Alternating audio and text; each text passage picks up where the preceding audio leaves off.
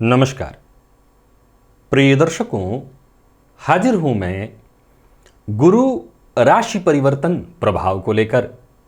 22 अप्रैल 2023 प्रातः 5:58 पर देवगुरु बृहस्पति अपनी वर्तमान मीन राशि को छोड़कर मेष राशि में प्रवेश करने जा रहे हैं। मेष से लेकर मीन राशि पर्यंत प्रत्येक राशि के जातकों के लिए धन, शिक्षा, संतान, विवाह, मान सम्मान, ऊंचाई के कारक देवगुरु बृहस्पति आपके जीवन में कैसा प्रभाव लेकर के आ रहे हैं, इस पर हमारी आज से बृहद चर्चा प्रारंभ होने जा रही है। देवगुरु बृहस्पति 1 मई 2024 तक मेष में और 1 मई को राशि परिवर्तन करके पुनः वृषभ राशि में प्रवेश करेंगे। प्रिय दर्शकों, देवगुरु बृहस्पति के गोचर की इस चर्चा को मैं प्रारंभ करूं, उससे पूर्व कुछ बातें मैं आपको बता दूं। देवगुरु बृहस्पति के इस गोचर की जो चर्चा, बृहद चर्चा हम करने जा रहे हैं, उसे आप दोनों ही तरह से देखिए, गौर करिए कि जब मैं नित्य के राशिफल की चर्चा करता हूं तो आपको कहता हूं चंद्र राशि के आधार पर देखिए। सूर्य, बुध, मंगल इत्यादि ग्रहों की जब चर्चाएं मैं करता हूं तो मैं कहता हूं कि अपने जन्म राशि के आधार पर देखिए जिस राशि में आपकी कुंडली में चंद्रमा बैठे हैं। लेकिन आप गौर करिए कि जब चर्चा राहु की करता हूं, जब चर्चा शनि की करता हूं और जब चर्चा जैसे आज देवगुरु बृहस्पति की लेकर के आपके सम्मुख उपस्थित हुआ हूं, तो मैं कहता हूं कि इस राशिफल को आप अपने लग्न और राशि दोनों के आधार पर देखिए। सवाल उठता है कि आखिर वो कौन सा कारण है कि उन जब गोचरों की चर्चा आप करते हैं तो केवल चंद्र राशि कहते हैं, और जब गुरु की बात आती है, प्रिय दर्शकों, क्या है कि एक राशि में सर्वाधिक समय बिताने वाले यही 3 ग्रह हैं, राहु, शनि और देवगुरु।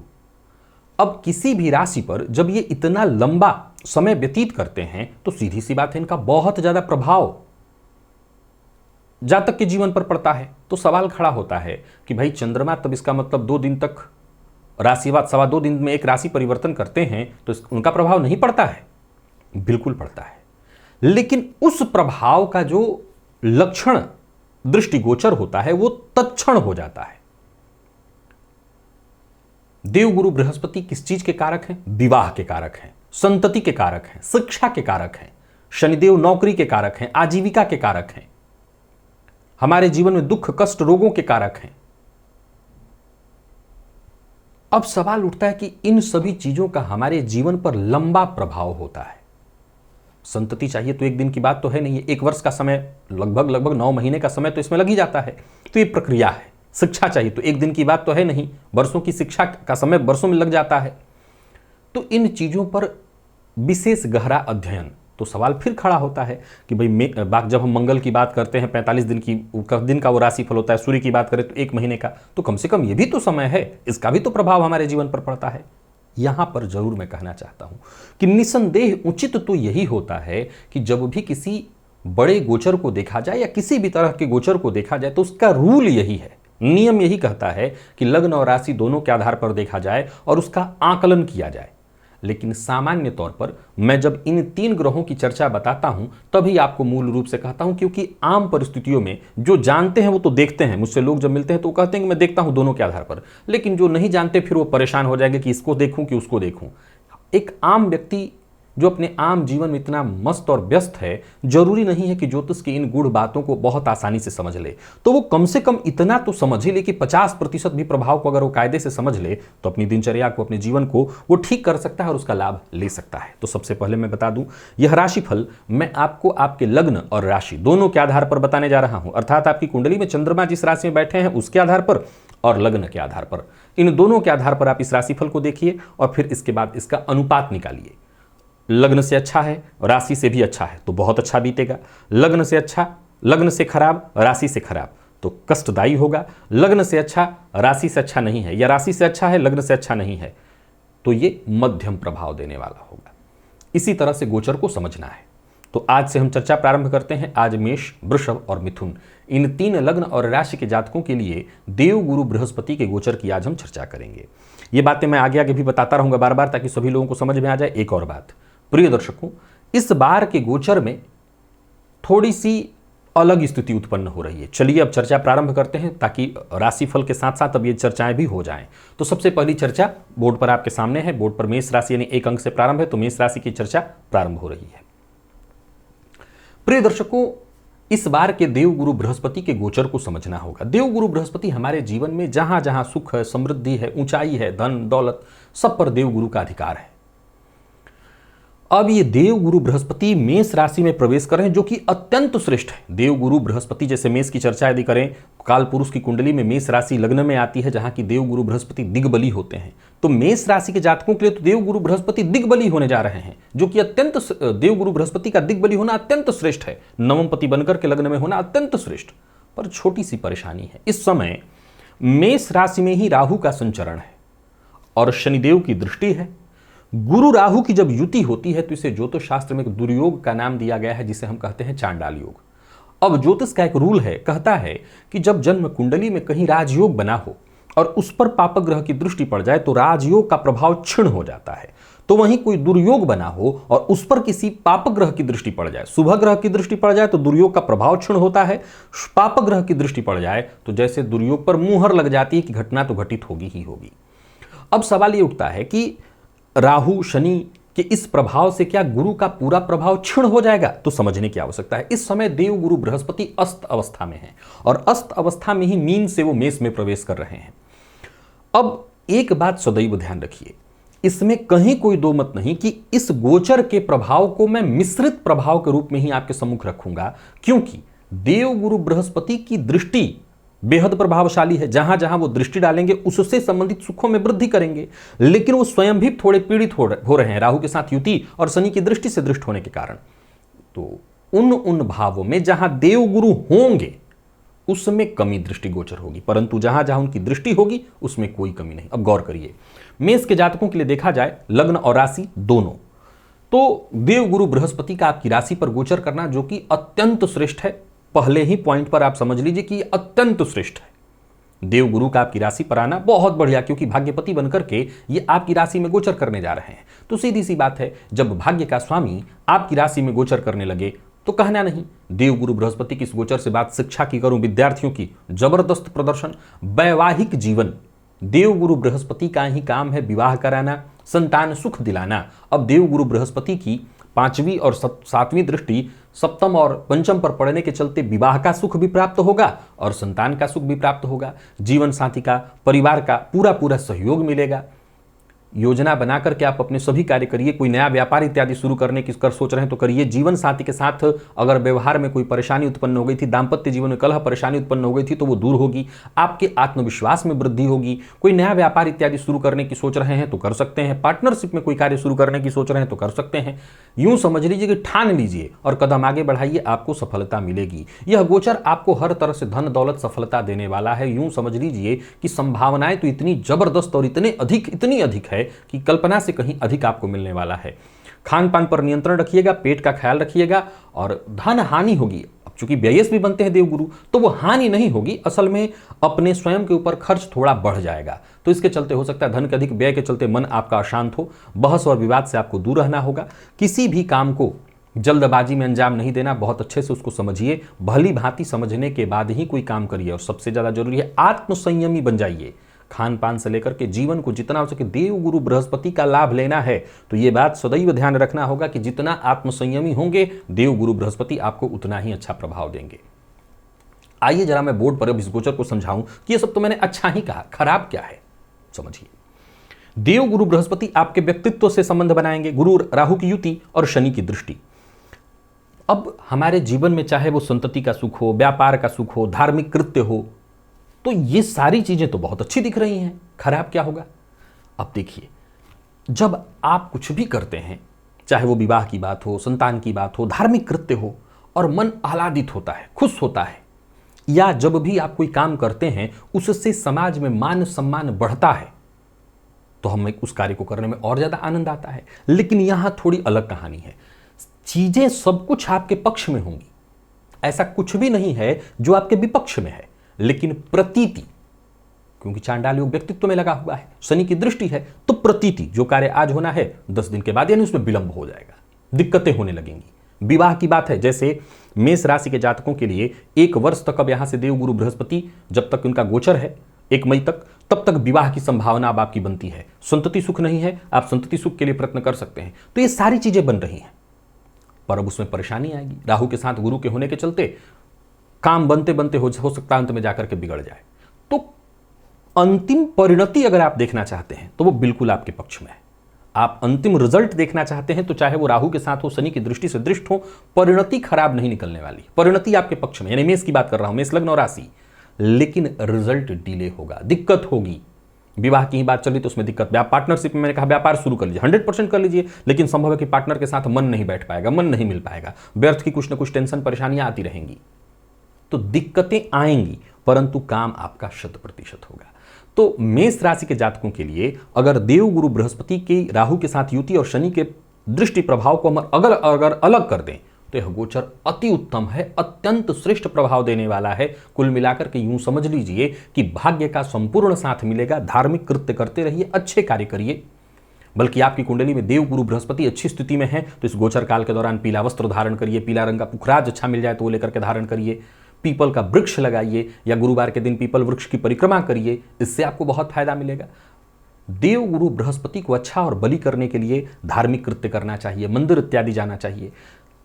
आप मेष लग्न और राशि के हैं, किसी भी फील्ड से हैं, तो थोड़ी बहुत परेशानियां जो मैंने आपको गिनाई है वो गिन लीजिए, और बाकी इसके बाद ये जान लीजिए कि यह गोचर, अगर हम 1 वर्ष की चर्चा, 1 मई तक की चर्चा कर रहे हैं, अति उत्तम रहने वाला है। कहीं से भी किसी तरह की कोई चिंता नहीं है। परिणाम के लिए बस इतना मेरा एक बात ध्यान में रखिएगा, रिजल्ट जो आपको मिलेगा थोड़ा विलंब से मिलेगा, तो घबराइएगा मत। हो सकता है काम होने में प्रारंभ में आपको ऐसा लगेगा कि ये काम तो हो ही नहीं सकता, ये काम तो हो ही नहीं सकता, पर अंत में होगा वही जो आप चाह रहे हैं, बस थोड़ा विलंब होगा। तो बाकी यह मेष लग्न और राशि के जातकों के लिए गुरु का गोचर अत्यंत श्रेष्ठ है। वृषभ लग्न और वृषभ राशि के जातकों के लिए देव गुरु बृहस्पति का ये परिवर्तन जो कि 22 अप्रैल 2023 को प्रातःकाल होने जा रहा है, कैसा रहने वाला है। जैसा कि आपने प्रारंभ में ही जान लिया, यह राशिफल मैं आपको आपके लग्न और चंद्र राशि दोनों के आधार पर बता रहा हूं। दोनों के आधार पर ही इस राशिफल को आपको देखना है। आकलन कैसे करना है, तो पहले लग्न को देखिए और राशि को देखिए। अगर आपका दोनों ही एक है तब तो विचार ही नहीं करना है। मान लीजिए लग्न अलग है, राशि अलग है, तो दोनों का आपको अनुपात निकालना है। लग्न अच्छा मैंने कहा, राशि मैंने अच्छा, बहुत अच्छा बीतने वाला है उस समय। लग्न मैंने खराब, राशि अच्छी कही, मध्यम, दोनों खराब कहा, यानी लग्न भी और राशि भी, तो फिर सावधानी हो बरतनी होगी, उपाय विशेष रूप से करना होगा। देव गुरु बृहस्पति का यह गोचर जो कि आपके लग्न और राशि से 12वें में होने जा रहा है, अगर आप वृषभ लग्न या राशि के हैं। अब 12वें में देव गुरु बृहस्पति राहु के साथ युति बनाकर के बैठे होंगे और शनि की दृष्टि से दृष्ट। देव गुरु बृहस्पति को मूलतः धन का कारक कहा गया है, और जन्म कुंडली के 12वें भाव में देव गुरु बृहस्पति राहु के साथ हो तो ये कष्टदायी समय माना जाता है। इस समय, वर्तमान समय में वृषभ राशि के जातकों को कंटक शनि, राशि से 10वें के शनि चल रहे हैं, जो कि कार्यक्षेत्र से संबंधित परेशानियों को देने वाला माना जाता है।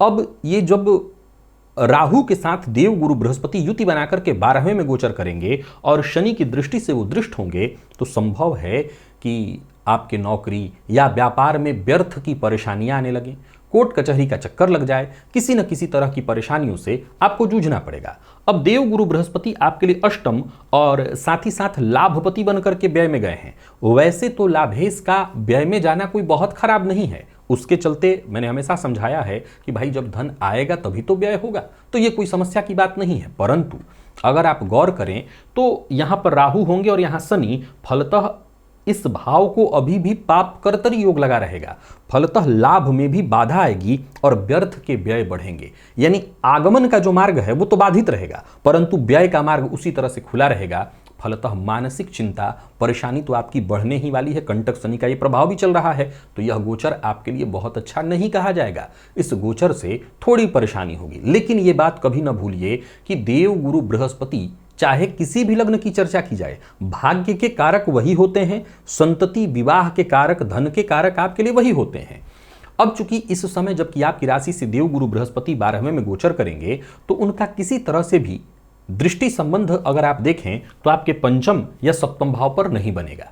फलतः आपके लिए 1 वर्ष तक यानी 1 मई तक विवाह और संतति से संबंधित मामलों में अब क्रियाकलाप कहीं ना कहीं प्रभावित होगा। इससे संबंधित अब जन्म कुंडली में महादशाओं के चलते विवाह या संतति की स्थिति बन रही तो वो अलग बात है। गोचर से प्रायः इसके प्रभाव को देखा जाता है और वो प्रभाव कहीं ना कहीं कमजोर होगा। फिर भी देवगुरु बृहस्पति की दृष्टि के अपने अलग मायने हैं, उसका शुभ और उत्तम प्रभाव तो आपको मिलेगा ही, भले ही देवगुरु बृहस्पति पीड़ित क्यों ना हो रहे हों। देवगुरु बृहस्पति 12वें में होकर के अपनी 5वीं दृष्टि चतुर्थ भाव पर डालेंगे जो जनता से जुड़ा हुआ है, घर से आपके जुड़ा हुआ है, तो मान सम्मान में वृद्धि होगी। परंतु अब जरा गौर करिए कि मैंने अभी अभी कहा कि कोर्ट कचहरी का चक्कर लगेगा, धन व्यय होगा, और मैं फिर ये भी कह रहा हूं कि मान सम्मान में वृद्धि होगी। तो इसका एक मतलब ये है कि अगर आप गलत नहीं है सही हैं तो याद रखिए कि गुरु राहु की युति से अगर कोर्ट कचहरी के चक्करों में आप फंसे हुए हैं तो आपको राहत मिलेगी। धार्मिक कृत्यों में अगर आपका धन व्यय हो तो ये धन का सदुपयोग कहा जाएगा। अब जरूरी नहीं है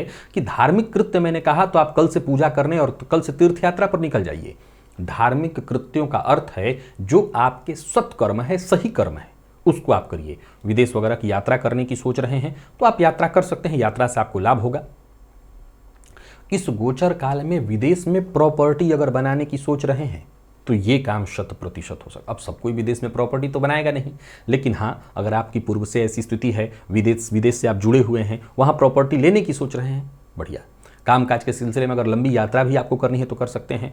वैवाहिक जीवन में परेशानी थोड़ी हो सकती है या सुख मिला जुला ही रहेगा, बहुत अच्छा नहीं है। और संतान सुख में भी कहीं ना कहीं थोड़ी परेशानी या दिक्कत बनी रहेगी, क्योंकि संतान के कारक और बनकर के देवगुरु बृहस्पति 12वें में गोचर कर रहे हैं। स्त्रियों के लिए पति के कारक होते हैं देवगुरु, तो उनके दाम्पत्य में भी थोड़ी परेशानी उत्पन्न हो सकती है। तो धनागमन तो होगा, परंतु खर्च वो कुछ इस कदर हो जाएगा कि हम जिसे कह सकते हैं बेवजह का खर्च हो जाए, वाद विवाद की स्थिति भी उत्पन्न हो सकती है। तो थोड़ा सचेत रहना है, सावधान रहना है, परेशानियां रहेंगी। जरा समझिए, देवगुरु बृहस्पति जैसा मैंने कहा इस समय गुरु राहु के साथ युति बना करके चांडाल योग में रहेंगे, शनि की दृष्टि से दृष्ट रहेंगे, लाभ भाव पाप मध्यत्व में रहेगा, तो धनागमन में थोड़ी दिक्कत होगी, व्यर्थ के व्यय और परेशानियों की स्थिति वो लगी रहेगी। अब जरा गौर करिए कि देवगुरु बृहस्पति की दृष्टि के बड़े मायने हैं। देवगुरु बृहस्पति की 5वीं, देवगुरु बृहस्पति की 7वीं और देवगुरु बृहस्पति की 9वीं दृष्टि क्या करने वाली है। तो 5वीं दृष्टि जो कि सिंह राशि पर पड़ेगी चतुर्थ भाव में, जो कि मित्र दृष्टि डालेंगे और मित्र राशि में भी बैठे हैं। फलतः भूमि, भवन, वाहन, इन सुखों में वृद्धि होने वाली है। माता के स्वास्थ्य में मान लीजिए परेशानी चल रही थी, आपके स्वास्थ्य में परेशानी चल रही थी, आपको हो सकता है कोई ऐसा रोग हो गया हो जिसके चलते बहुत कष्ट हो, डॉक्टरों ने कई बार कह दिया कि नहीं बहुत परेशानी में आप रहेंगे, तो उससे आपको राहत मिलेगी। रोग से भी मुक्ति दिलाएंगे और आयु में वृद्धि भी कराएंगे। तो इन सब मामलों में चीजें अच्छा है। अब जरा सोच के देखिए कि रोग से मुक्ति मिलेगी तो इसके मतलब कहीं ना कहीं आपको मेडिकली ट्रीटमेंट लेना पड़ेगा, तो पैसा खर्च किए बिना तो मेडिकली ट्रीटमेंट मिलने से रहा, तो हाँ व्यर्थ में व्यय आप इसको कह सकते हैं, क्योंकि जब दवा में भी पैसे जाते हैं तो इसको धन का नाश ही कहते हैं। तो धन नाश तो दिखाई पड़ रहा है, वो होने वाला है। अब कोर्ट कचहरी को ही ले लीजिए, अगर आप शत्रुओं पर जीतते हैं या कोर्ट कचहरी जीतते हैं तो बिना पैसा खर्च किए हो तो नहीं सकता है, तो ऐसा होगा, पैसे खर्च होंगे और अंततोगत्वा आपको जीत मिलेगी। इस गोचर काल के दौरान आकस्मिक सुखों में वृद्धि होगी, एकाएक कोई चीज हो जाएगा। जैसे मान लिया जाए कि कोई प्रॉपर्टी बहुत दिनों से आप चाह रहे थे लेना, अभी तक आपको कोई मन के अनुकूल प्रॉपर्टी नहीं मिल रही थी, मिल जाएगी। गाड़ी, सपना हर किसी का होता है, अभी तक नहीं पूरा हो रहा था, सपना पूरा हो जाएगा।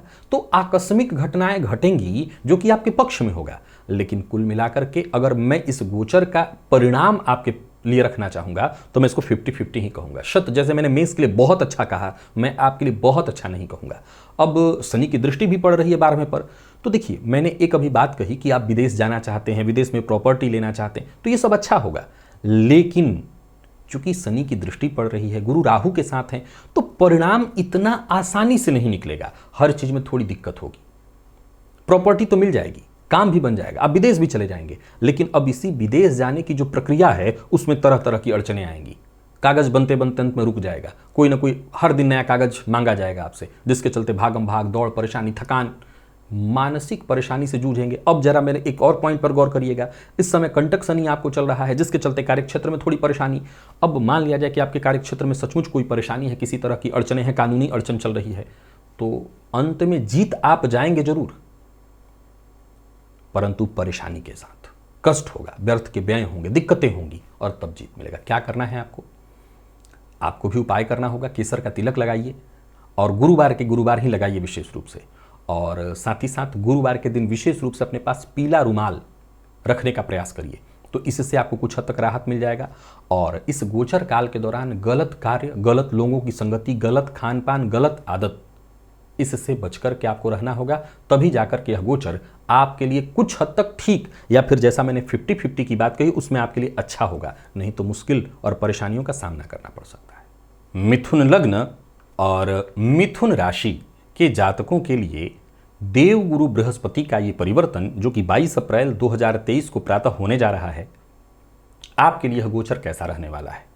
वर्तमान समय में शनि की ढैया, साढ़े साती, इन सभी चीज़ों से आप मुक्त हैं। याद रखिए, यह जैसा कि मैंने प्रारंभ में ही कहा, लग्न और राशि दोनों देखना है। लग्न अर्थात आपकी जन्म कुंडली में लग्न कौन सा है, अगर मिथुन लग्न के हैं तो यह राशिफल आपके लिए है। चंद्रमा यदि आपकी कुंडली में तीसरे नंबर में बैठे अर्थात मिथुन राशि में बैठे हैं तो यह राशिफल आपके लिए है। और अनुपात निकाल लीजिएगा, अगर लग्न का प्रभाव अच्छा मिल रहा है आपको, यानी कि अगर आप मिथुन लग्न के हैं और मान लीजिए राशि आपकी कोई दूसरी है, तो मिला लीजिएगा दोनों के लिए कैसा प्रभाव मैंने बताया है। लग्न के लिए अच्छा बताया, राशि के लिए मैंने खराब बताया तो मध्यम प्रभाव, या दोनों के लिए अच्छा बताया तो बहुत अच्छा प्रभाव, या दोनों के लिए मैंने खराब बताया तो कष्टदायी होगा। तो इसको जरा मिला लीजिएगा। चलिए चर्चा प्रारंभ कर लें। तो मिथुन लग्न और राशि के जातकों के लिए तो कहानी बिल्कुल साफ है। देवगुरु बृहस्पति आपके लिए देखा जाए तो 2 केंद्रों के स्वामी होकर के लाभ में गोचर करेंगे। राहु के साथ युति बनाकर के शनि की दृष्टि से दृष्ट। अब देखा जाए तो शनिदेव यहाँ पर भाग्यपति बन जाएंगे, और भाग्यपति बने शनिदेव की दृष्टि पड़ेगी किस पर, तो कर्मेश और साथ ही साथ सप्तमेश पर, जो कि कुंडली के लाभ भाव में गोचर करने वाले हैं। याद रखिएगा, ये जो गोचर की चर्चा होती है वो जन्म कुंडली के हिसाब से ही समझनी होती है। चलिए इस चर्चा को हम समझ लें, तो ज़्यादा बताने की आवश्यकता नहीं है कि 11वें का ये जो गोचर होने जा रहा है वो हर तरह से आपके लिए सकारात्मक, उत्तम और अत्यंत श्रेष्ठ होने वाला है।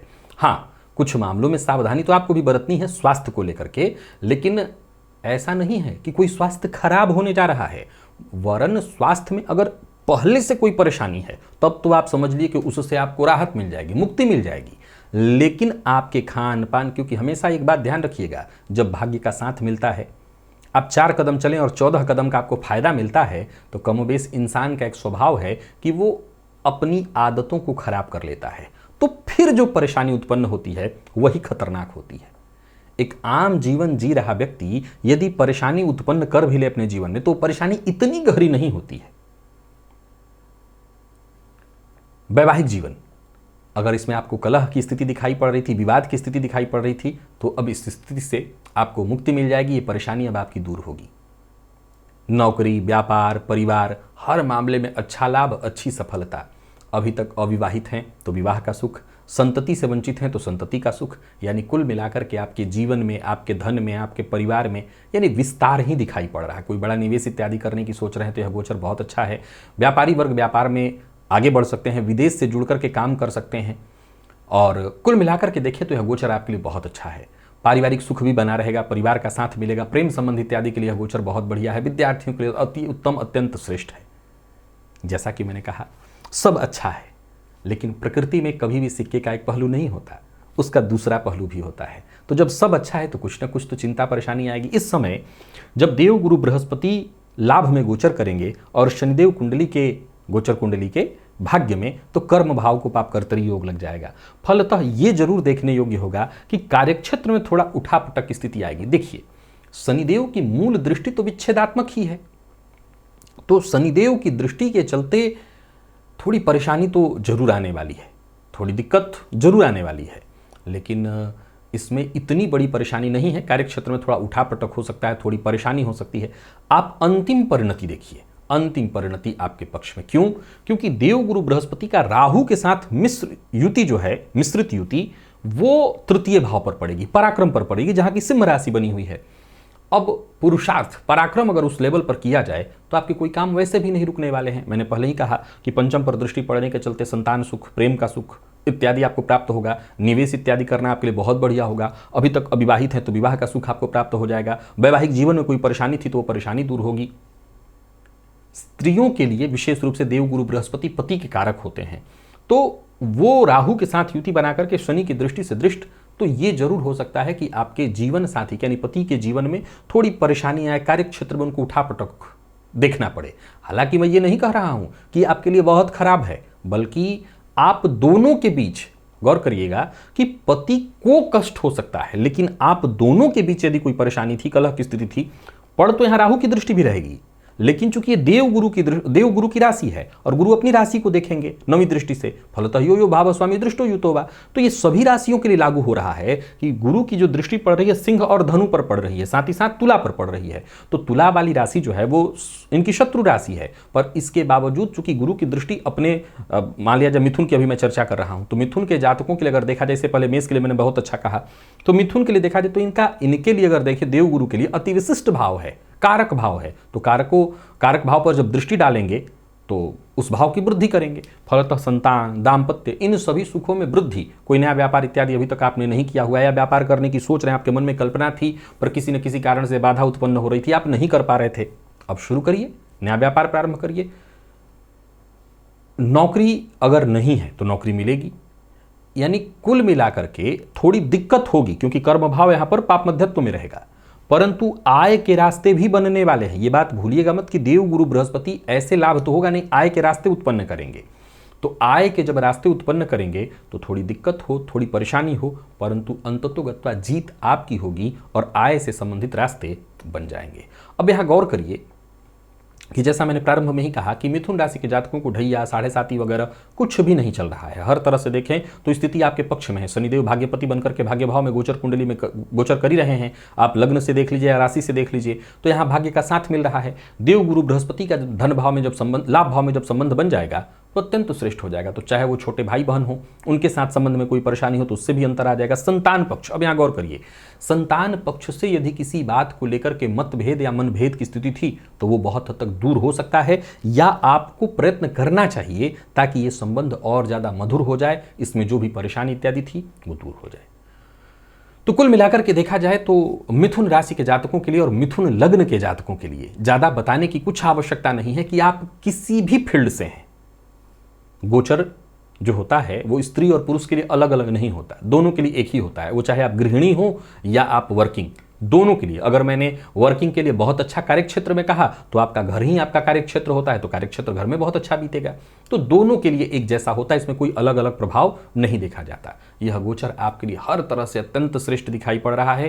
केवल और केवल फायदे की बात है, कहीं कोई दिक्कत नहीं है, कहीं कोई समस्या नहीं है। इस गोचर काल के दौरान बस आपको छोटी मोटी चीज़ें ध्यान में रख लेनी है, वो करते रहिए। मंदिर जाइए, कोई देव मंदिर आसपास है घर के तो मंदिर में जाकर के दर्शन किया करिए, पीपल के वृक्ष को जल से सींचा करिए, ये इतना कर लिया करिए, इतने से ही काम बन जाएगा। बाकी वैसे यह गोचर बहुत अच्छा है। हाँ, देव गुरु बृहस्पति लाभ भाव में गोचर करें शनि की दृष्टि से दृष्ट।